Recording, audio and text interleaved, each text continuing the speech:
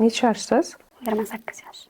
Oldin konsultatsiyaga borganmisiz psixologga? Yo'q, birinchi Birinchi marta. marta. Ayajon o'zi biladi psixolog, lekin men uchun emas. Men umuman ayajonga hech qanaqa muammoyam yoki boshqa narsani aytmayman. U normal narsa. Men ham hozir qizimni o'zim keyingi haftaga yozdirib qo'yganman. Biza ona bo'lganimizdan keyin bolalarimiz bilan ishlamaymiz. Oila a'zolarim bilan ishlamayman. Chunki mana o'quvchilari bilan, boshqalar bilan zo'rda ayajon anaqa ularga maslahat berish, boshqa narsalar. Lekin aynan o'sha jihatdan menga qaraganda boshqa ko'z bilan qaraydi. Shunaqa. Oldin o'zi borgisi kelganmi mutaxassisga hech psixologga murojaat qilgisi kelishi mana shu bizadagi nimadan tashqari hozir tashkil qilganimizdan. Men bunaqa narsa bo'lmagan. Bitta shu gipnozga qiziqardim oldin. Oxirgi vaqtlar juda ham напряженность kuchayib ketdi. Shuning uchun qaror qildim borishga. Keyin shu ustozga. Хорошо. Nima muammo? Aslida muammo menda boshidan bormi yoki hozir paydo bo'lyaptimi bilmayman, lekin boshidan bo'lsa kerak bu narsa. Chunki hayotimda o'zim tanimagan, bilmagan joydan shu 2 yil ichida 3 ta joydan aynan shu bir xil gap eshitdimda. Dadam yo'q. Menimcha shu joyda menda muammo bor. O'tgan yil ustozimiz ham aytishdi, qachonki siz dadangizni kechirib shu narsani o'ziga qabul qilib olmasangiz, hayotingizda erkak kishilar bilan munosabatingiz yaxshi bo'lmaydi dedi. Rostdan hozir shu narsadan qiynalyapman. Qiynalyapsiz dada yo'ligidanmi yoki erkaklar bilan munosabatdanmi? Yaxshi insonlar uchramaydi. 3 marta keldi dedingiz. Nima bo'ldi bu? 3 ta odamdan bir xil narsa eshitdim dedingiz. Keyin bir-biringiz bilan gaplashib qolasiz. Suhbat davomida uni ham dadasi yo'q ekan. Keyin u ham psixologlar bilan ishlagan, dadasini kechirgan, shunaqa bo'lgan. Keyin menga ham shu tavsiyani berdi. Siz mana ko'p qiyinchilik ko'ribsiz. Menimcha shuni orqasidan kechirib ko'ring dedilar. Gaplashib ko'ring dadingiz bilan dedilar. Xo'p dedim. O'tdi. Unchalik e'tibor bermadim. O'tdi deganingizda gaplashib ko'rishdi? Yo'q, gaplashib ko'rmadim. Shunchaki qoldi mavzu joyida. Undan keyingi yil bizga bitta ustozimiz darsga kirdilar. Ular bilan ham mavzu borib, ular ham qanaqadir psixologiya bilan shug'ullanadilar. Borib shu joyga yetib keldi. Ular ham xuddi shu gapni aytyapti. Sen borib dadang bilan to'g'rilamasang, yoki borib gaplashib olishing kerak, yoki o'zing kechirib olishing kerak. U kechirdim deb qo'ygan bilan foydasi yo'q. Ichingdan kechirishing kerak dedilar. Xo'p dedim. Uni ham o'tkazirdim, borolmadim, kuch topib borolmadim. Keyin yozda chet davlatga chiqdim, grant yutib olgandim. U yoqda men tanimayman, lekin shofyor o'zbekka o'tirib qoldim Yandexda. Ular bilan gaplashdik, keyin endi ular O'zbekiston haqida so'rab, ha siz undan oilamni so'rab, ular bilan ham mavzu shunga kelib taqaldi. Ular ham aytayaptilar, boring, gaplashing dadingiz bilan. Shuni qilmaganingizcha baribir siz hayotingizda qanaqadir nimaga turmushga chiqmadingiz deb so'radilar-da. Shunga shunaqa dedilar ular ham keyin. 3 marta signal berishdi. Signal berishdi. Bo'lmasa bolaligingizdan gapirib bering. Nimaga dadangiz yo'q? Nechta farzandsizlar? Siz nechinchisiz? Men bitta farzandman. Dadam tug'ilmasimdan oldindan yo'q. Onam o'zi katta qilganlar. Ajrashganmi shunda? Yo boshqa narsa bo'lganmi? Turmush ham bo'lmagan. Nikohsiz tug'ilgan farzandman demoqchi. Demak, dadangiz boshqa oilasi bo'lgan. Yo'q. Yo'q. Xullas birga turmush qurishmoqchi bo'lgan. Lekin shu mazasi yo'q qarindoshi bo'lgan. Shuni majburlab olib berishgan, chunki bir-birlarini yaxshi ko'rgan ular. Men 2015-yillarda dadamni so'roqlab, endi SMS yozganman-da. Nimaga bundoq deb so'raganman. Ayingizga? Yo'q, dadamga yozganman. O'zlarini kimligini bilasiz demak. Bilaman.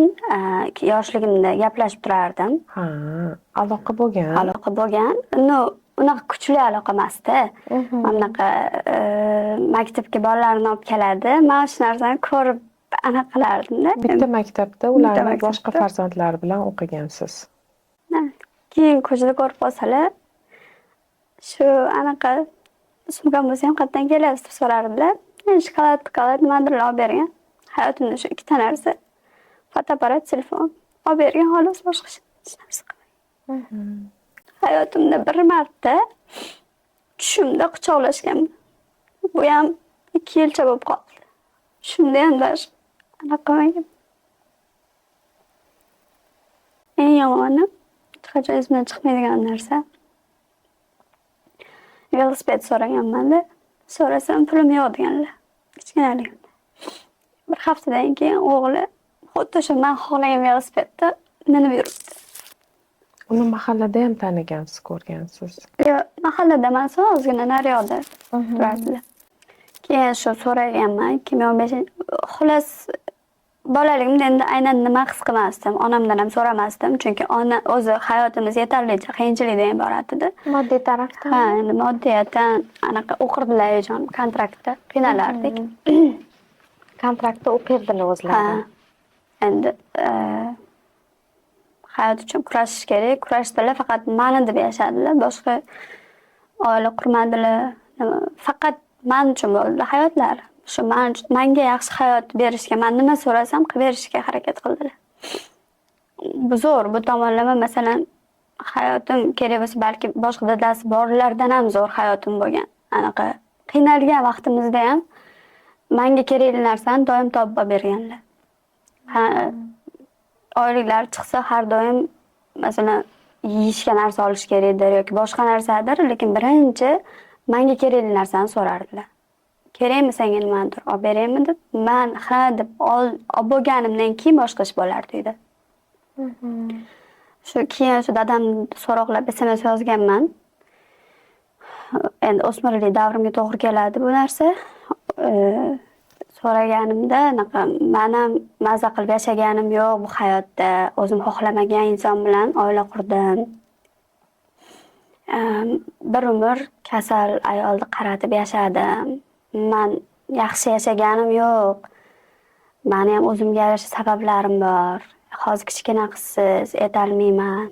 Keyinchalik balki aytarman degan, lekin o'sha 10 yil bo'ldi, hali biror marta gaplashmadim. Ana ro'parasi bu yil 10 yil va 2 oycha bo'lib qoldi. Avgustlarda gaplashganmiz. O'sha velosiped so'ragan davrlaringiz qachon bo'lgan? Ancha kichkinaligimda, 3-4-sinfligimda bo'lgan. Keyin oxirgi suhbat shu bilan bo'lgan. Oxirgi suhbat shu 2015 o'rtada baribir periodlar bo'lardi. Anaqa ko'p atnosheniya bo'lmaganman-da, munosabatda bo'lmaganman. Shu ko'chada uchrab qolsalar, so'rashib, anaqa qilib qayerdan kelyapsiz deb, men san demaganlar, lekin men ham biror marta dada deb chaqirib ko'rmaganman. Shokolad, shunaqa narsalar, shirinlik bu narsalar olib berardilar, bo'ldi. Keyin o'rtada o'sha o'smirman, o'zimcha go'rda bo'lib qaramay ham qo'yganman odamni ko'chada ko'rsam. Keyin bir jahlim chiqib SMS yozganman. Shu yozgan shunaqa javob berganlar. Undan keyin o'zlari yozganlar, o'qishga topshirdim degandingiz, nima bo'ldi, kirdingizmi? Kira olmadim deganimdan keyin qaytib javob kelmagan menga. Shundan keyin men ham hech qachon gaplashmadim. Bu nima hissi bergan doim dadam yo'q degan? Yolg'izlikmi, keraksizlikmi? Katta bo'lib odamlarni aslini tanimagunimcha shunaqa deb o'ylaganman. Yaxshi inson, yo'q, yaxshi odamlar ham ko'p-da endi. Mesela o'zim yaxshi qizcha bo'lganman, meni kichkinaligimda beg'uborday shirin qizcha bo'lganman, hamma yaxshi gapirib, yosh kattalar ham erkalatib nima qilardi. Keyin keraksizlik hissi bo'lmaganu doim sog'inardim. Masalan, u insonni na yaxshi ko'rmayman, na yomon ko'rmayman, hech qanaqa tuyg'u yo'q. Lekin sog'inaman o'sha odamni. Kichkinaligimda shu bir kun bo'lardi, oydami, qachondir bir kun bo'lardi. Umuman hech kimga hech narsa gapirgim kelmasdi. Bir kun davomida faqat o'sha insonni sog'inardim. Shunaqa kunlar bo'lib qolardi. U qanaqa kunlar bilmayman, lekin o'z-o'zidan ertalab uyg'onardim, sog'inishni boshlardim. Ertadan kechgacha sog'inib, o'zim bo'lib, shunaqa qilib yurardim.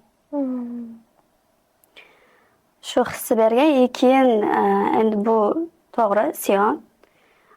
Hamma narsani bilib turib inson ko'proq xato qiladi-yu, bilamiz, lekin bilganimizcha xato qilamiz. Aynan nimaga menga shunaqa ko'raman atrofimda, ayniqsa oxirgi yillar dadasi zo'r qarab yurgan qizlar uchrab qolyapti-da, dadasining erka to'yi. Lekin men tug'ilmasimdan oldin begunoh bo'lganman, ko'rdingmi? Даже tug'ilganimdan keyin ham men diniy taraflarga qarab chiqaman. Men begunoh, pokiza insonman. lekin aynan nimaga menga shu narsa. Chunki balki dadam endi taqdir, lekin bo'lganida keyinchalik hayotim shunaqa bo'lmasdi deb o'ylayman-ku. Sog'inch hissi bu hozir sizda kelayotgan narsa. Bizada miyamiz shunaqa ishlaydi-da, psixikada. Ba'zi og'riqlarni yopish uchun boshqa narsa o'ylab topadi. Aslida bu sizda sog'inch emas, g'azab yoki alam. G'azablanishga kuchi yetmaganida, g'azabni tan olishga kuchi yetmaganida sog'inaman degan o'y bilan bo'lgan. Bu narsa sizni hayotingizda xalaqit bermasligi uchun birinchi o'rinda buni tan olishimiz kerak bo'ladi. Bugun 28 yil davomida qilinmagan eng samimiy dadangiz bilan suhbat bo'lib o'tadi. Eng qizig'i biza ota-onamiz bilan munosabatimizni hal qilishda deymiz. Hal qilish degani o'sha ichimizdagi og'riqlarni tan olish, ularni chiqarish, muhabbat bo'lsa muhabbatni izhor qilish, g'azab bo'lsa g'azabni ko'rsatish. Bu ularga aloqasi yo'q. Bu siz uchun kerak narsa. Hozir siz bilan bo'ladigan suhbatimiz, sizni holatingiz, sizni aytadigan gaplaringiz umuman ularga aloqasi yo'q. Hammasi siz uchun kerak, siz bilan sodir bo'ladi va sizni ichingizdagi holat haqida bo'ladi. Samimiy suhbatda sizni go'yoki mana shlanka tasavvur qilaylik, ichida suv oqadi, bu energiya. Shlanka bu sizni ruhingiz, deylik, qalbingizmi, tanangizmi, nimadir. Sizsiz. Ana o'shani qatidandir siqib turganda bizning og'riqlarimiz. Toki biz u og'riqlarni topib bo'shatmagunimizcha shunaqa ba'zida uzilishlar, to'xtab qolishlar, xohlagan maqsadlarimizga erisha olmasliklarga olib kelib qo'yadi. Shuning uchun bugun eng og'ir bo'lsa ham og'riqlar bilan tanishib, dadangiz bilan samimiy suhbat qilamiz. Bu narsani psixologiyada shunaqa gestalt terapiya, горячий stol, boshqa deb aytishadi. Masalan, yoningga o'tkazib xohlagan gapingni gapirib olgin deb. Lekin mutaxassislarda ozgina bu yerda xato bo'ladi. Aslida uni javobi ham bo'lishi kerak. Javobi kelmaguncha sizni miya yopib bermaydi. U o'sha og'riqni yopmaydi. Shuning uchun birgalikda qilamiz bu narsani hozir. Men yoningizda kuzatuvchiman. Go'yoki hozir 3 kishi suhbatlashamiz. Dadangiz, siz va men. Men shunchaki sizlar ayta olmagan, ko'ra olmagan narsalarni ko'rsatib gapirib beruvchi shaxs bo'laman.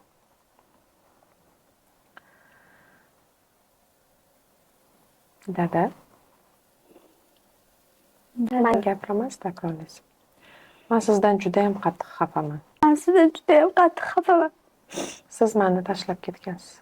Siz meni tashlab ketgansiz. Siz tashlab ketganingiz uchun men o'zimni hayotda doim keraksiz his qilaman.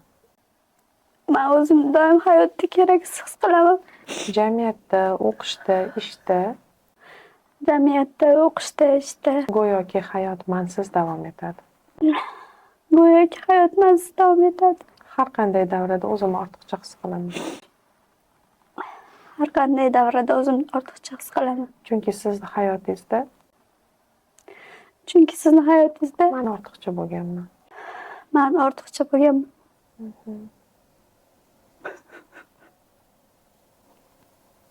Bu haqiqatmi? Siz haqingizdan gaplar?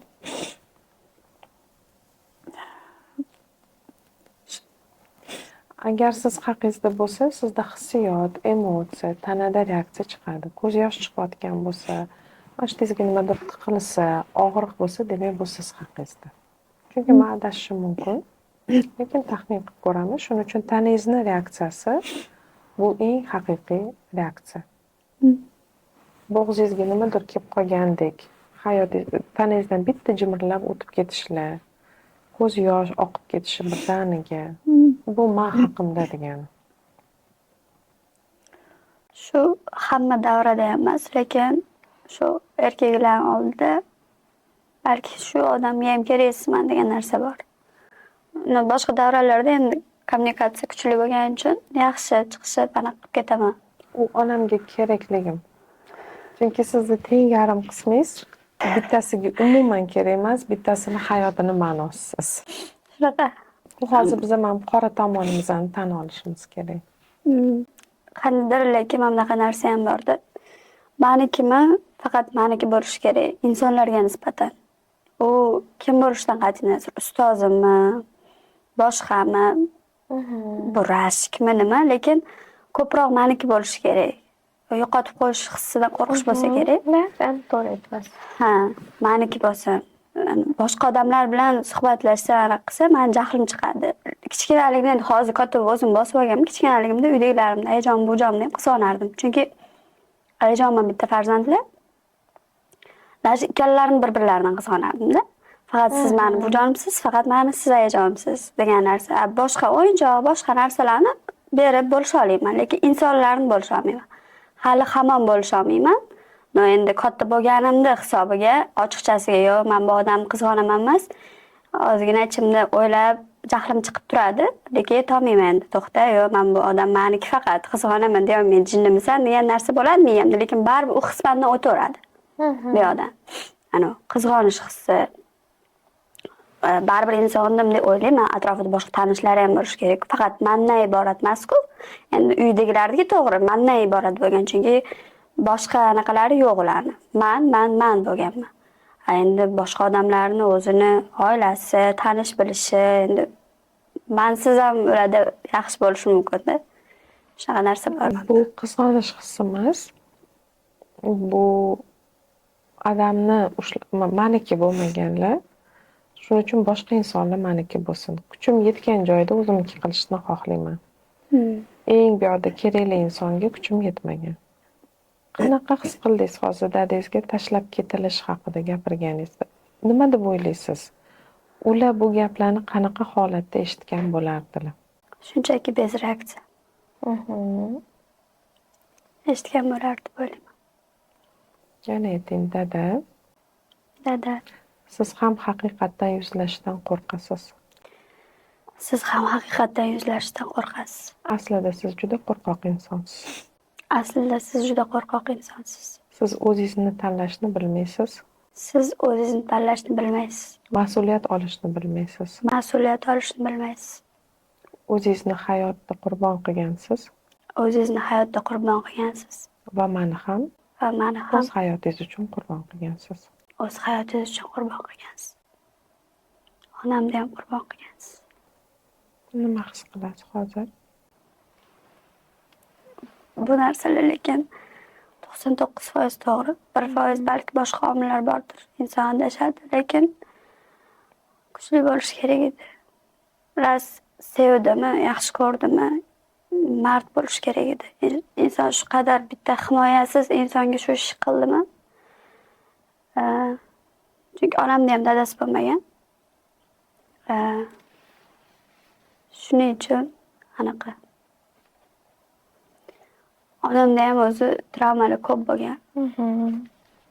Men atrofdan eshitganlarimda ba'zan jonlaridan o'tib ketganda men ham oson yashamaganman. Sani shu narsalardan asrab katta qildim, lekin men o'zim o'sha narsalardan asra olmaganman deganlar. Bilaman, u narsalarni o'zim endi katta bo'lib aqlim yetadi qiladi. Kichkinaligimda lekin onam, dadamni oilasini hech kimni hech qachon yomonlamagan menga. Bu odam yomon, mashaqa ishlar qilgan, unaqa demagan. Men shu atrofdan, u kimlar gapirgan gaplardan kelib xulosaga kelganman-da. Endi nima bo'lgan, nima yo'q, konkretni bilmayman, lekin eshitganman xolos. Lekin onamdan hech narsa eshitmaganman. O'zlari mashaqa bo'lgan, bu odam yomon yoki yaxshi shunaqa demagan. Masalan, buvimlar so'ragan bir dadam ayalari o'shanda ham berib yuborgan. Ular uylariga olib kirib, kichkina bo'lganman, qand-pand bu berib gaplashib, nima qilib. shunaqa ketganman. Mani qo'rqoq yigitni Man qo'rqoq yigitni, mas'uliyat ololmaydigan yosh bolani mas'uliyat ololmaydigan yosh bolani qiz farzandiman. qiz farzandiman. Buni tan olaman. Va buni tan olaman. Agar mani taqdirimda shu bo'lsa, Agar men taqdirim shu bo'lsa, men uni qabul qildim. men uni qabul qildim. Ha, men qo'rqoq, mas'uliyatsiz yigitning qiziman. Ha, men qo'rqoq, mas'uliyatsiz yigitning qiziman. Ayni mani qurbon qilib, Ayni meni qurbon qilib, mani hayotiy tajribamda meni hayotiy tajribamda dadam mas'uliyatni dadam mas'uliyatni va qat'iyatni o'rgandi. va qat'iyatni o'rgandi. O'rganganmi yo'qmi bilmayman. Ularni tashlab ketmadi-ku. U yoqda mas'uliyat bo'yniga oldi kasal ayolni. Lekin xiyonat qilgan. Tashlab ketmadi. Ha, to'g'ri. Chunki u ayol endi ham qarindoshi, ham oilasi nimaroq yomonroq ayollar bo'ladi-yu, yomonroq ayollar bo'ladi-yu, lekin o'zinikini o'tkazib, shantajroq shunaqa bo'lgan. Bizlar onamga yaqinlashishga ham qo'ymaganda. To'palang qilib, urush qilib, talash qilib, men chunki baribir inson yaxshi ko'rganiga oshiq ko'radi-yu. Menimcha shu oshiq ko'rardi, ular ajrataverardi. Bir umr shu bilan shug'ullanib kelishgan. Nafas oling bitta. Suv iching.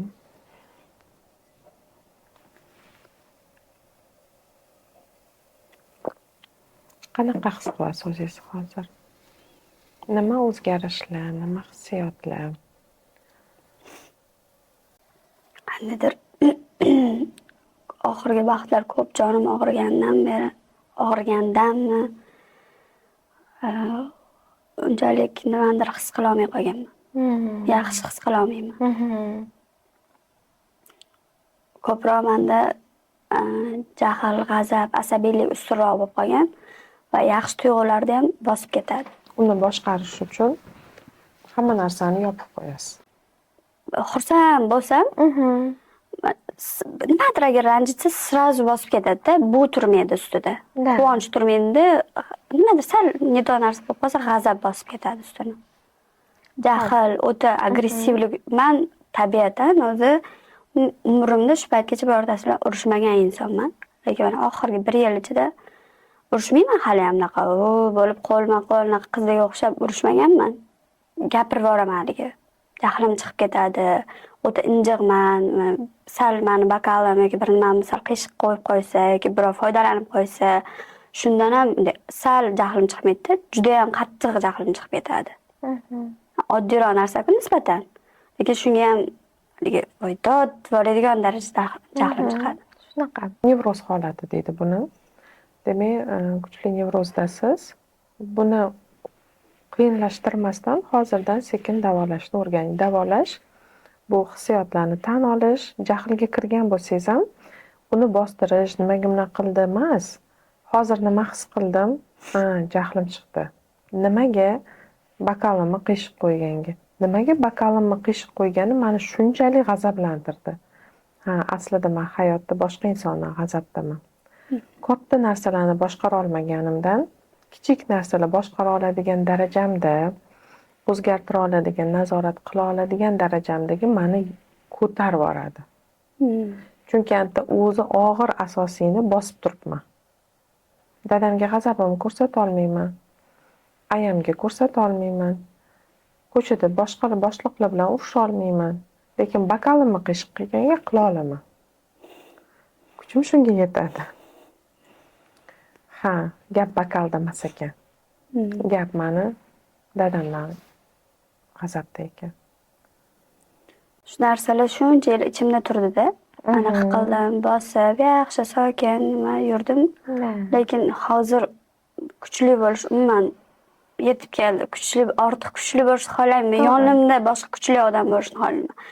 Onam kuchli edi, shu paytgacha shundoq olib keldilar, lekin endi ularda ham sog'liklari, yoshlari, o'zlariga o'zlari yetarli o'zi bo'lib katta bo'lgani uchun ham endi oldin bilmaganman narsani. Keyin his qilganim uchun ularga ham uncha og'irligimni tashlagim kelmay qoldida. Boshqa bitta meni suyadigan inson bo'lsin desam, lekin uchraydigan odamlar ham netoda. Zaif bo'ladi. Kuchsiz, ular mendan kuchsizda, men ularga kuch beryapman. Nabarot ularga ham men kuch beryapman. Lekin men o'zi kuchli bo'lsam, men charchab shunda hamma narsani qo'yib qo'yib, tashlab qo'yib, ha, bo'ldi, men prosta shu yotaman, turaman, masalan, televizor ko'raman, borib sevimli ishim bilan shug'ullanib kelaman. Qolgan moddiy, ma'naviy nima muammo bo'lsa, boshqa odam yechsa. Chunki uyda ham erkak kishi, ham ayol kishi bo'ldikda shu paytgacha. Lampochkani ham o'zimiz almashtirdik. Og'ir mebellarni ham o'zimiz surdik. Puldan qiynalsak ham, ustida ishlatsak ham. Eng yomon ko'rganim shu o'sha qurilish mollari sotiladigan joyga borish. Chunki u yoqdagi erkaklar ham bir g'alati, ayollar kelsa yomon ko'z bilan qarab turganga o'xshaydi. Mumkin emasmi, masalan, erkagi bo'lmasa, borib olishi shu narsani. Lekin bilmadim, jamiyatni qanaqadir nimasimi bu yoqmaydi shu narsa. Hozir dadangizga aytgan gaplardan keyin holatingiz qanaqa bo'ldi? Nima o'zgarish his qildingiz o'zingizda? Yana his qilishga qaytamiz. Faktlarni eslatamiz. Siz doim keraksiz his qilganingiz va buni sababi dadani harakati va siz qo'rqoq, mas'uliyatsiz yigitni qurbon qilgan qizisiz. Bu haqiqatni tan olish sizga qanaqa hissiyot beryapti hozir?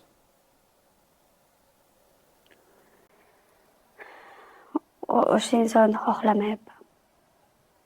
Uni oldindan xohlamagansiz. Sizda yana nima hissiyot? Bu u insonga nisbatan. Bu sizni o'zingizga nisbatan.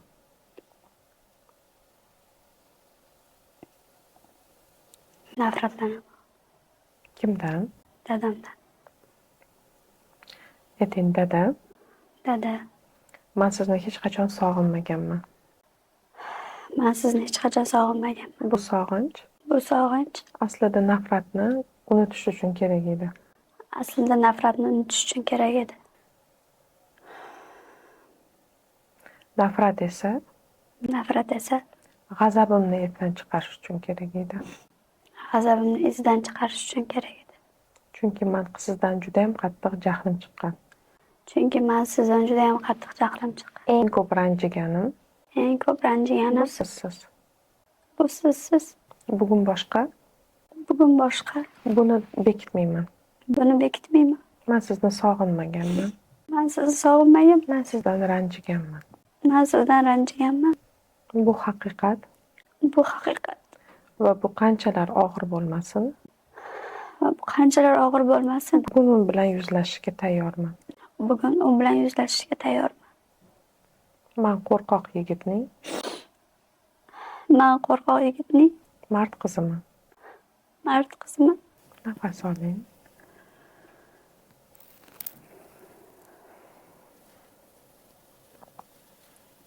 Nima hissiyot hozir? Ozgina yengillik bor.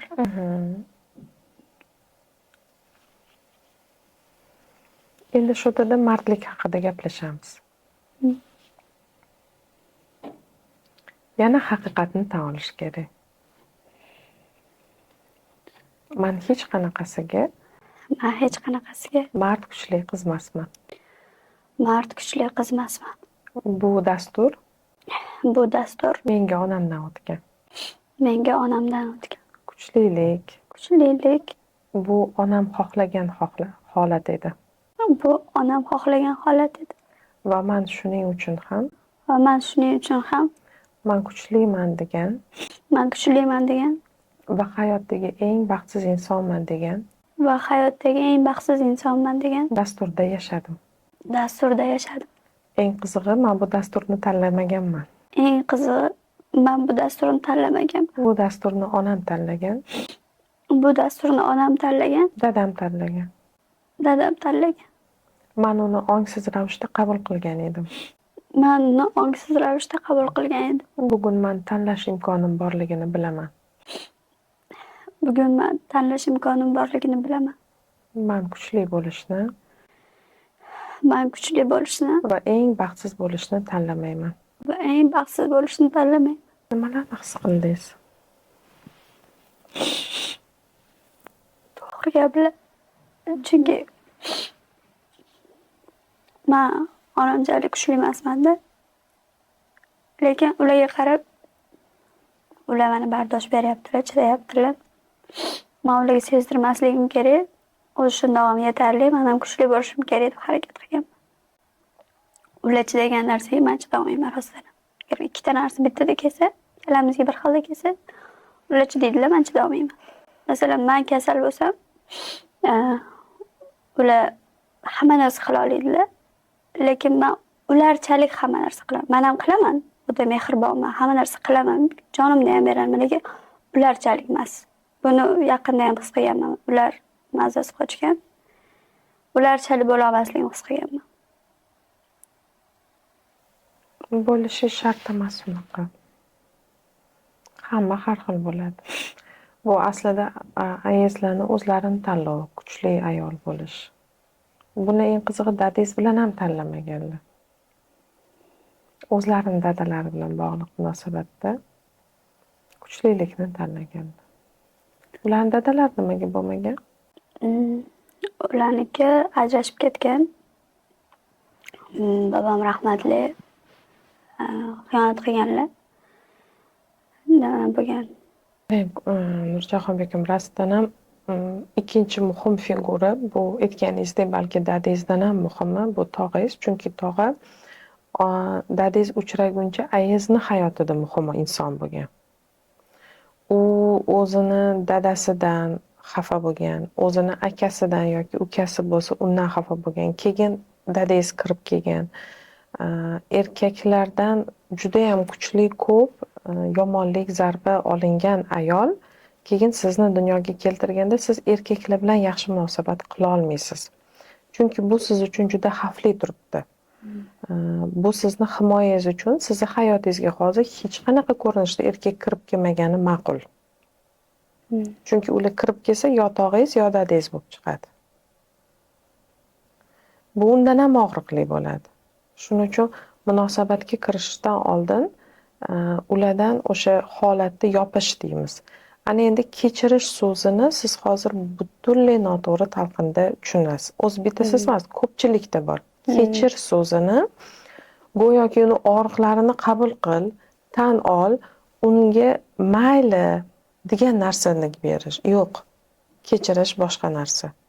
Kechirish man san bergan og'riqlardan kechdim deyish. Bu boshqa narsa. Hozir his qila oldingizmi? Mana siz meni qo'limni og'ritasiz. Men turamandek, keyin mayli, men sizni kechirdim deyman. Go'yoki sizni og'riqlaringizni qabul qildim. Sizni xato harakatingizni to'g'ri deb o'yladim. Lekin meni nazarimda kechirish, men qo'lingizni olib qo'yaman qo'limdan. Menga bunaqa qilmang. Va men bitta qolgan og'rig'im menga kerak emas. Sizdan qolgan og'riq menga kerak emas.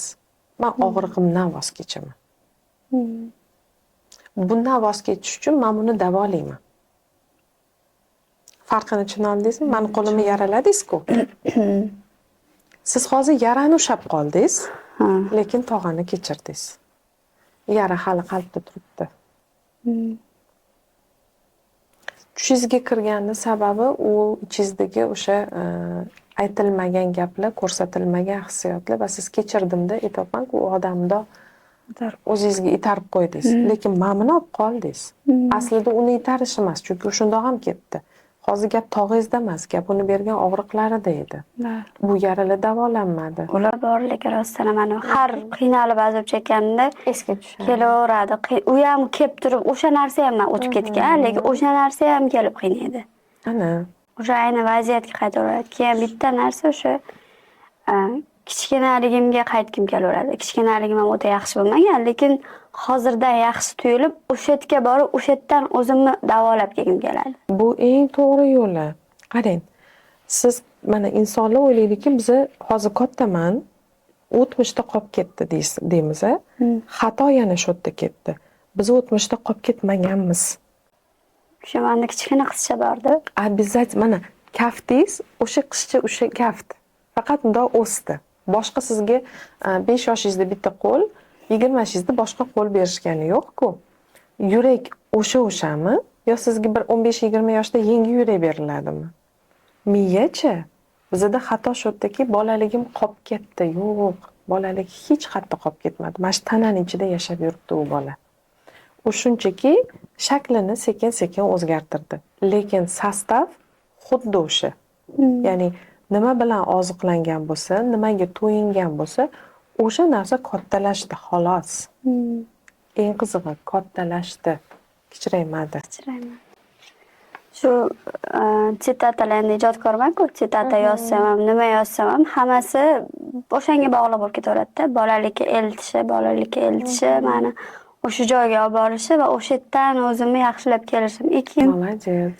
O'sha vaqtdagi holatim hozirgidan yaxshi deb tuyuladi. O'zim yaxshi insonman o'shanda deb o'ylayman. Chunki alamzadalikdan menda ko'p xato qilganman hayotda. Aynan shu narsa bo'lgani uchun men mana shu ishni qilaman. Yaxshi, men doim bu ham lekin noto'g'ri prinsip. Doim yaxshi bo'lishga, hammaga yoqishga, o'sha noto'g'ri ishlar endi hammaga yoqib bo'lmaydi, lekin yaxshi bo'lsa, men orqamdan masalan onamga yomon gap kelmasa yoki dadamga aytib bormasaki, men bu yaxshi tarbiya berolmabdi baribir, unaqa ekan degan narsa. Hani shu idealni bitta yaxshi zo'r qiz bo'lib o'sibdi, esli qiz ekan, yaxshi qiz ekan, yaxshi inson ekan degan narsa bo'lsa, haqiqatda endi yaxshi odamman, masalan, o'qidim, izlandim, hali rostdan ham biror yomon gap olib kelmadim, boshqa qilmadim, lekin o'zim bilgan qilgan yomon ishlarim bor-da. Bu ba'zan shu kelib turadi. Aynan mana shu ish bo'ldi-ku menda. Men endi mana shu yomon ishni qilmasligim kerak. Mana shuni qilaveraman. Endi men mana shu yo'lda oxirida ketaman. Yo'q. Qilaman, srazu u vaziyatdan yana chiqaman, o'sha yaxshiligimga qaytaman. Lekin xato qilib qo'yaveraman. Bu yerda qarang, bolalikka qaytib vaziyatni deganda men o'tga borib og'riqlarimni qayta his qilib, yana aytaman, bolalikda gapirilmagan o'sha tog'ingiz buvingiz bilan urushgan payti, tog'ingiz ayizni xafa qilgan paytida siz ko'rib turib guvoh bo'lgan paytingizda aytilishi kerak bo'lgan so'zlar bo'lgan yoki hatto aytgiz kelgan gaplar bo'lgan. Mayli harakatlar bilan himoya qilgan ekansiz, lekin gapira olmagansiz-ku. Ana o'shalarni gapirib yopiladi bu narsalar. Haligi og'riqni davosi uni tan olib, shunaqaligini tan olish. Ana endi ayizga kelsak, men sizga boshqa haqiqatni aytaman. Ayizda juda ham kuchli qurbonlik sindromi, qurbon bo'lish va yaxshi ko'rinish ehtiyoji bor. Go'yoki men yomon bo'lsam, mendan voz kechishadi. Meni rad etishadi. Shuning uchun meni og'ritgan insonni ham yaxshi ko'raman. Bu yaxshi hissiyot emas, yaxshi xislat emas. Menda ham bor. Menga qancha og'riq bersa ham kechiraman, o'zim qiynalaman. Bu qurbonlik pozitsiyasida. Men qurbon bo'lishga tayyorman. Siz hozirdan ayizda shunaqa nima yozilgan? Bemalol kim xohlasanglar meni uringlar. Eng qizig'i kaltak yeganda siz chidashim kerak, kuchli bo'lishim kerak, mayli, kechira qolgin degan nazariy gaplar bo'ladi. Lekin qalb baribir og'riydi. Bu qalb bilan aqlni qarama-qarshiligiga olib keladi. Qalbingiz og'riyapman deydi, aql hammasi joyida deydi. Qalbingiz dod deb turibdi. Yo'q, chida deydi aql. Qarama-qarshilik.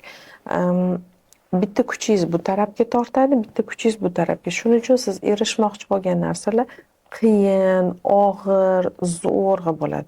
Ko'rasiz, hayotda ba'zi insonlar niyat qiladi, oson erishib qoladi. Men hamma narsaga rostdan qiyinchilik bilan erishdim. Ayiz ham xuddi shunaqa qiladi. Juda qiynaladi. Masalan, otigini ishga kirmoqchi bo'lgan bo'lsa, ish kerak. Kimdir borishi bilan zo'r ish topadi, oilaga ham zo'r, joyi ham zo'r, hamma sharoiti bor. Sizni ayizda bu 10 ta ishini taqillatib, eng past oyligiga ishga olib, ana o'shadan azobga chidab kelgan o'rtaga keladilar. То есть mana ochiq bo'lgan 10 ta eshikdan eng yopig'iga kiradilar. Ongsiz ravishda o'zlari kiradilar. Va keyingina mamlakatga o'tadilar-da. Bu qurbonlik, men jabrlanuvchiman. man bechoraman, man qiynalganman degan pozitsiya. Bu yaxshi narsa emas. Nimaga deng? Chunki jabrlanuvchilikni tanlagan bo'lsangiz, sizga doim azob beruvchilik keladi. Siz buni tanlang, biza ongsiz ravishda mana insonlar tushunmaydiki, man tanlashim mumkin boshqacha bo'lishi. Holat bir xil. Suvimiz bir xil. Stakan bir xil. Xohlang bundan iching, xohlang bundan iching. Nima deydi? Xuddichi mana oson deb tushuntirsam, mana stakanni bundoq qilib ichish mumkin. Lekin xohlasangiz mana boshimdan qishaytirib, yana ham o'zimga qiyinroqlarni o'ylab topib, keyin ichish mumkin. To'kib. Jabrlanuvchilik shunaqa narsa. Man o'zim qiyinlashtiraman holatimni. Man o'zim qiyinlashtiraman vaziyatimni degan. Siz buni nima deyapsiz? Bu ayam. Bu yaxshi inson. Bu juda ko'p qiynalgan. Demak, men ham shunaqa bo'lishim kerak. Men yaxshi inson bo'lgim keladimi? Albatta. Yaxshi insonmi men uchun? Конечно. Demak, men ham qiynalishim kerak. Bu tanlovlar ongsizda. Kechagina bitta konsultatsiyamda vaziyat shunaqa aytibdilar. Hayotlari, turmushlari juda og'ir, qiyin edi. Men dadam ayam bunaqa bo'lishmagan, boshqacha bo'lgan. Nimaga bunaqa bo'lgan? Suhbatlashdik, suhbat bir 40 minutdan keyin eshityapman. Hech yaxshi oilada, yaxshi bolalikda o'tgan odamga o'xshamaydi-da hayot.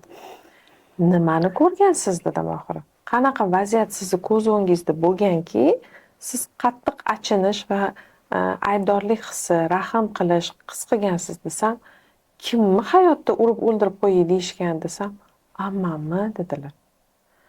Keyin ota-ona yaxshi yashagan, lekin ammani turmushi yaxshi bo'lmasdan har gal eridan kalta kelib o'ldirib qo'yar darajada bo'lganda uyga qochib kelgan va bular hammaligi oilaviy u ayolga achinishgan. Hissiyot berilgan va uni miyasida bu ayol yaxshi ayol. Bizda har doim formula shunaqa, bilasizmi? Ajoyib. Baxtli ayollar yomon, qiynalganlar yaxshi. Shunaqa bizga eski anaqadan singdirilgan narsa bor. Ana u qiynalganni yaxshi deganmi? Endi u yaxshi bo'lish xohlaydimi? Birda bir ammaga o'xshagan taqdir yashayapti. Eng qizig'i, keyin buni tan olgandan keyin aytadilar, ammam har safar sen menga o'xshading deydilar dedi. Chunki u o'sha paytda 5, 6, 7 yoshda tanlagan. Men yaxshi inson bo'laman. Yaxshi kim? Ayam baxtli-ku. Unga hech kim achinmayapti. Uni eri urmaydi. U puldan qiynalmaydi. Ammamni eri ham uradi, puldan ham qiynaladi. Mana yaxshi odam bo'laman. Mana shunaqa qilib biz tanlab qo'yamiz. Ayiz ham xuddi shu ayolga o'xshab qachondir bilmagan holda qiynalishni, bechora bo'lishni tanlaganlar. Buni gapirib tushuntirishim, siz buni tanlamang. Chunki gapimizning boshida men hammadan baxtsizman degan g'oya bor edi sizda. Uni sizdan boshqa hech kim o'zgartirmaydi. Ishoning, hozir sizni oldingizga dunyodagi eng yaxshi ish, daromadli ish, chiroyli mashina, yaxshi er olib kelsa ham mashq sizda qoladi. Chunki bu sizni tanlagan hissiyotingiz. Xohlaysizmi uni o'zgartirish? Mana ayting, men qachonlardir ayamni yaxshi ko'rishimni ko'rsatish uchun, o'zimni juda baxtsiz va baxtsizligimni yopadigan kuchli bo'lishni tanlaganman. Bugun angladimki, bu menga kerak emas. Bu g'oya menga qachonlardir kerak edi. Bugundan boshlab men baxtliman. Men baxtni tanlayman. Baxt sizni tanlamaydi, Nurjahon. U kutib turmaydi. Siz tanlaysiz uni. Har qanaqa vaziyatda sizda tanlov bor. Har qanaqa. Xohlang, hozir shu o'rningizdan turib keting. Xohlang, oxirigacha o'tiring. Xohlang, bugun kelmasligingiz mumkin edi. Siz kelishni tanladingiz. Har daqiqada tanlov. Mana eshigimizni oldidagi bo'lgan vaziyatda ham bizda tanlov bor edi. Yo g'azablanish yoki maqsadga erishish.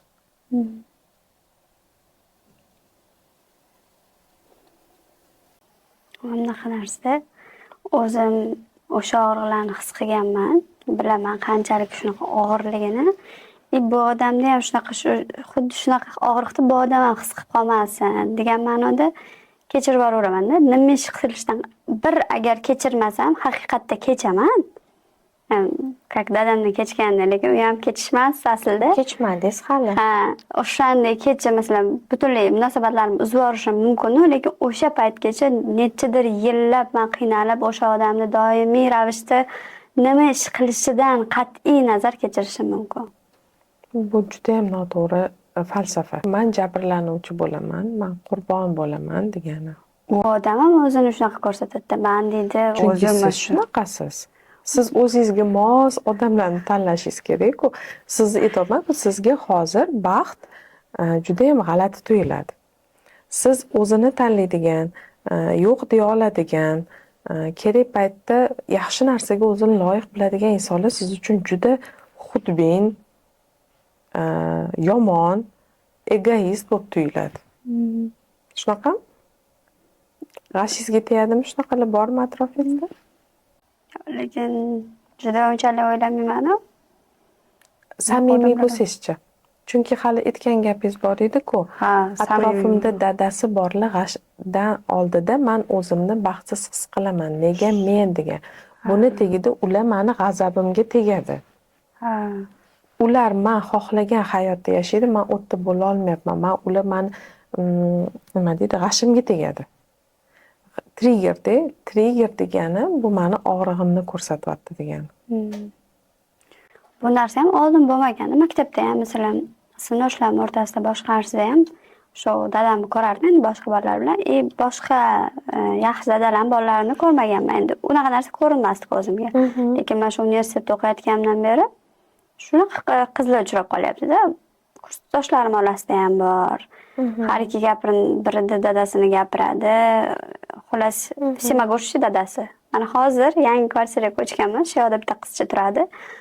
U ham aytayapti, mana kelganman yaqinda. Ha, nima? Shu menda bunaqa siqilish bo'lyapti. Ayajon bilan ozgina tortishib qoldik. Shu kvartiramni almashtirdim, boshqa bo'ldi. Endi moddiyatan qiyinchilik bor, turibdi. U qiz aytayapti menga, xuddi shu vaziyatda men yig'lab o'tiribman. U qiz aytayapti, anaqa. Dadamga telefon qilaman hozir. Anaqa dadamga telefon qilib qo'ysam bo'ldi. Hal bo'ladi, unda deyapti-da. Bular o'sha sizni triggerlaringiz. Buni dada bilan o'zingiz mana hozirgiga o'xshagan narsalarni yillar davomida yig'ilganlarda bular. Bitta seans balki kamlik qilar. Sizga tavsiyam mana o'tirib og'iz bilan mana hech kim bo'lishi kerak emas oldingizda. Xohlasangiz o'zingizga Telegramga, xohlasangiz shunchaki ovoz chiqarib, gapirib bo'shatib oling. Dada kerak emas, xonada hech kim bo'lmasin. Xayolan o'sha o'tkazib va lekin hozir aytganimdek, ularni holatlarini ham kuzatib ko'ring. Nima deb javob bergan bo'lardilar? Miya yopilishi kerak-da. Nima degan bo'lardilar? Qanaqa his qilgan bo'lardilar? Agar bu narsani yolg'izlikda faqat nafrat chiqarishi o'zini etapida qolib ketsa, bu ishladi hisob emas. Chunki mana masdan g'azablanganman, sizdan xafaman, siz yomon dadasiz degan o'zida qolib ketsak, bu ishlash degani emas. Bu narsa bir kun kamayib, bo'pti. Shunaqa ekan taqdirimiz deganga kelish kerak. Kuchsiz qolasiz-ku, nafratingizni gapirib, kuchsiz bo'lib qolgan holatgacha kelish kerak. O'shanda sizni g'azabingizga tegmaydi bular. Shunda siz u havas bilan qara oladigan o'ringa kelasiz. Chunki qarang, og'riq hozir katta, siz kichkina. Siz kattalashib, og'riq kichrayishi kerak. Shundagina siz ular sizni g'azabingizga tegmaydigan, jahlingiz chiqarmaydigan holatga kelasiz. O'ziga qilingan zarbalar ularga kelmasligi uchun shundoq endi olib yurganlar. Shu narsa bo'lyapti-da. Men kichkina qizman.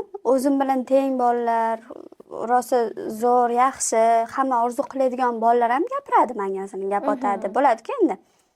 Orqamdan yuradi, boshqa narsa, lekin o'sha odam ham menga anaqa qiladi. Men u bilan rad qilib turgan joyimda, hech kim bilan gaplashmayman, unaqa bunaqa degan joyimda, u odam ham menga gapiryapti-da. Keyin ham bunaqa narsa, men hech qachon hech kim bilan gaplashmayman, hech kimga ishonmayman deganman.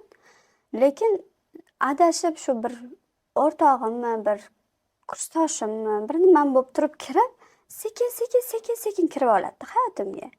Men o'zi kelishimdan sabab ustoz bilan gaplashib, maslahat qildim. Men bu bola keldi-ku. Xullas bu ham kursdoshim bo'lgan, kursdoshim. Bu bilan ham endi bu qaniydi bir kun xafa ko'rindi ko'zimga. So'radim men. Nimaga xafasiz, nimaga xafasiz deb bir haftacha so'rab yurdim. Chunki har doim kulib yuradigan inson edi. Keyin bu ham o'zini og'rig'i haqida gapirib qoldi. Qanaqadir og'rig'im bor, haligacha aytmaganligim narsani. Keyin ha deb qandaydir bog'lanib qoldik bir-birimizga. Undan keyin yaxshi ko'rishga yetib keldi, lekin oramizda yoshimizda farq bor. Boshida u ham anaqa payg'ambarimiz kattaga nima qilgan, undan degan, ha deganman. Qaysidir ma'noda suyanishni boshladim. Chunki menga ikkinchi oilamsan, dadang bermagan mehr, akang, ukang bo'lmagan mehrni men beraman dedi. Va men kutishni boshladim. Bu inson xato qilsa, o'sha narsalar, men kutgan narsalar bermasa, endi majbur emas, lekin menga berish. Baribir inson kutadi, kutib qoladi. Bermasa, kelishmovchiliklar kelib chiqishni boshladi. Keyin o'sha men o'zim bog'liq bo'lmagan qilingan xatolarni bilib, bu xullas o'rtamizda nizolar ko'p kelib chiqadigan bo'ldi. Qo'lini ko'tardi.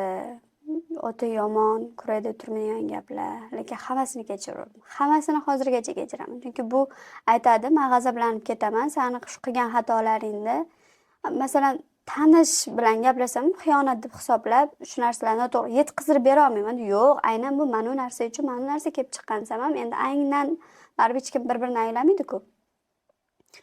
Desam, meni ham shu ichimdagi narsa bor. Shundan g'azablanaman, shu tufayli senga shu ishni qilib qo'yaman. Lekin men seni borincha qabul qilganman, borincha sevaman, borincha bu degan. Endi bu ham baribir qiynaladi-ku, shu vaziyati borda, men ham shunga loyiq ish qilgandim aslida. Kechiravering deb hamma narsasini kechiraman. Bu kechirdi-ku meni, qabul qildi-ku degan missiya ham borda. Hozir kameralar oldida gaplashilmaydigan katta narsa ko'tarilib ketdi. Ishoning, даже meni anaqam yetmaydi buni kameraga olib chiqishga. Bu juda katta narsa ko'tarildi. Bu hozir dada bilan nimadan chuqurroq, ancha og'ir narsa ko'tarildi hozir. Bularni tagida juda boshqa, siz o'ylagandan ham og'ir hissiyotlar bor. O'zi aslida har doim shunaqa munosabatlarda biza mana psixologiyada ishlaganda pul masalasida ham, munosabatlarda ham, shaxsiy rivojda ham baribir ota-ona mavzusiga taqalamiz. Lekin ota bilan ishlash qanchalik, ota alkash bo'lgan bo'ladimi, tashlab ketgan bo'ladimi, tan olmagan bo'ladimi, onachalik og'ir bo'lmaydi. Ona bilan ishlashda juda kuchli hissiyotlar va juda og'ir hissiyotlar va bog'liqlik kuchli o'tdi. Masalan, ota bilan ishlashga bir ikkita seansi yetsa, onanikiga 10 ta ham yetmay qolishi mumkin ba'zan.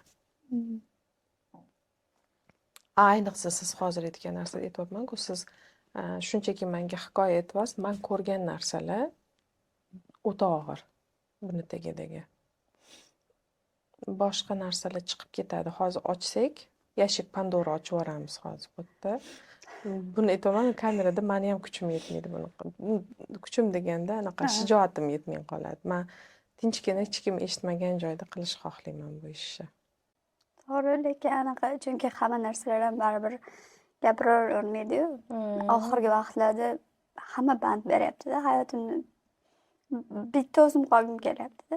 Bitta o'zim bo'lsam, lutfi hech kimdan hech narsa so'ramasam.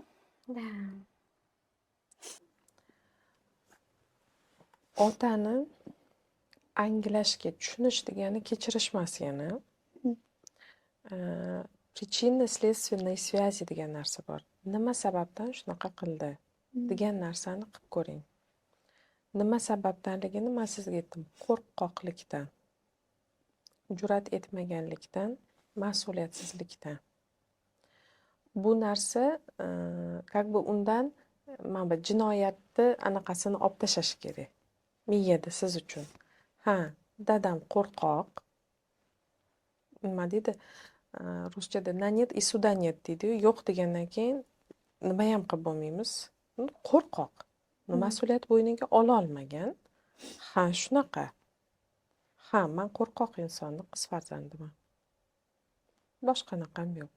Shuning uchun undan kutuvlar, talablar, xohishlarga o'rin yo'q. U bera olmaydi. Qo'rqoq inson bera olmaydi. U o'zi qo'rqadi. Eng qizig'i dadangiz o'zini ham tanlashni bilmagan. Ya'ni aytyapman-ku, u oilada o'zini qurbon qilgan.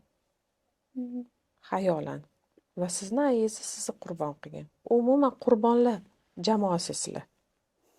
Dadangiz, ayingiz, siz, buvingiz hamma qurbonlikka moyillar yig'ilgan. Bu sistemadan chiqishni xohlasangiz, birinchi ko'rasiz. Ha, bular qurbonlikka tanlagan, men uni tanlamayman.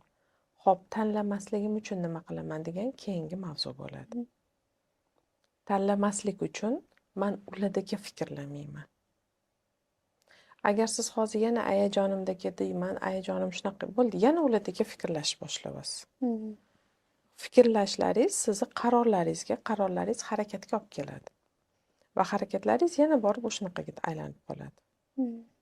Shuning uchun ulardagi qurbon bo'lishni xohlamasangiz, fikrlaringizni o'zgartirasiz.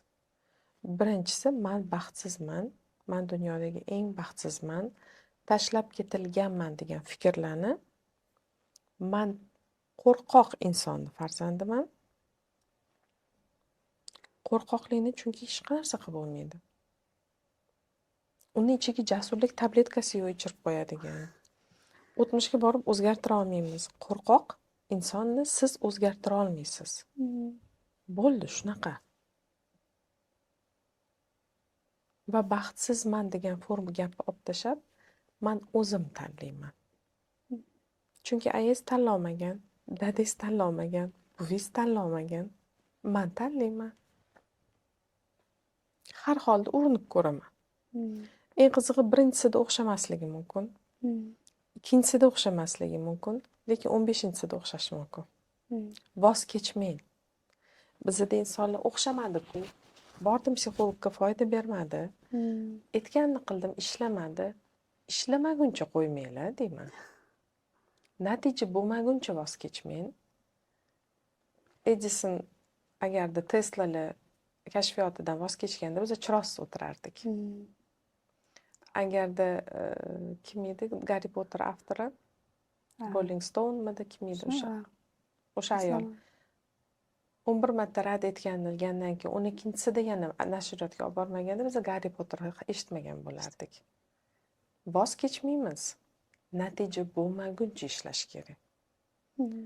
Kursda o'qing, psixologga boring, kitob o'qing, o'zingiz bilan yuzlashing, ibodat qiling, nimadir qiling, lekin o'zgartiring. Xo'pmi? Baxtni siz tanlaysiz, chunki sizga tanlamaslikni o'rgatishdi. Ruschada yana mana bunaqa жизнь со мной случается deydi. Ya'ni voqealar men bilan sodir bo'ladi. Men tanlayman, men bilan nima sodir bo'lishini. Menga shu kechirmaslikni, anaqa yo'q deyishni ham o'rganishim kerak edi. Uni uchun oldin o'zingizni tanlashni o'rganish kerak. Ha, O'zini tanlagan inson yo'q deya oladi. Dadangiz deya olmagan, ayingiz deya olmagan, sizda umuman yo'q deyish formulasi yo'q-ku. Shunaqa. Aytdim-ku, siz uchun ular hozir xudbin insonlar. O'zini tanlashni bilganlar, baxtlilar siz uchun xudbin. Siz qurbon pozitsiyasidasiz, jabrlanuvchi. O'zim tan olmasam ham shu narsa bor ichimda. Qanaqasiz hozir? Yaxshi. Nima xulosalar oldingiz o'zingizga? 3 ta xulosa bering bugungi seansdan siz uchun eng muhim va qadrli bo'lgan. Eng muhim va qadrli bo'lgan shu man hech ham o'zimni tanlamasdim. Doim haqiqatda boshqalarga yaxshi bo'lsin. Man mayli, menga shu o'zi shunchalik yomon bo'ldi-ku, yana dальше bo'laversin. Чтобы лучше shu insonga yaxshiroq bo'laversin degan pozitsiyada edim. Lekin men o'zimni tanlashim kerak ekan va o'zimni tanlaganimdan keyin balkida boshqalarga ham yaxshirog'ini bera olarman. Bu to'g'ri narsami? Shu ancha yengillik his qildim. Demak, bitta insonni kechirgandan keyin u insonni shaxs sifatida shunday kechirib yuborish emas, u bergan og'riqlarni avvalo davolab, o'sha og'riq joyidagi u yetkazilgan og'riqni anaqa unutish kerak ekan. U insonni emas, og'riqni unutish kerak ekan. Inson har doim ham kuchli bo'lishni tanlamaslik kerak ekan. Siz kuchli bo'lmasangiz ham, ya'ni boshqalar uchun o'zingizga komfortli zonani tanlashingiz kerak ekanda. Men kuchliman deb o'zingizga komfort bo'lmagan joyda ham turishingiz kerak emas ekan. Voz kechishda o'sha narsadan yo'q deb rad javobini berishni bilish kerak ekan. Buning uchun o'zimni tanlashni o'rganishim kerak. Rahmat ishonchingiz uchun. Shifo bo'lsin bugungi eshitganlaringiz. Aytganimdek voz kechmang. Mayli har hafta emas, har kun emas, bir oyda bitta, 2 oyda bitta, lekin dalsha ishlang ustingizda. Bu sizga har kuni o'sha bitta nuqta o'zgarsa ham, mana qop-qora joy bo'lsa, bitta nuqta ko'chsa ham, bir nuqtalar ko'chgandan keyin 100 tasidan keyin oqarishni boshlaydi. Ana undan keyin o'zgarishlar bo'ladi. Xo'p? Rahmat sizga katta, salomat bo'ling.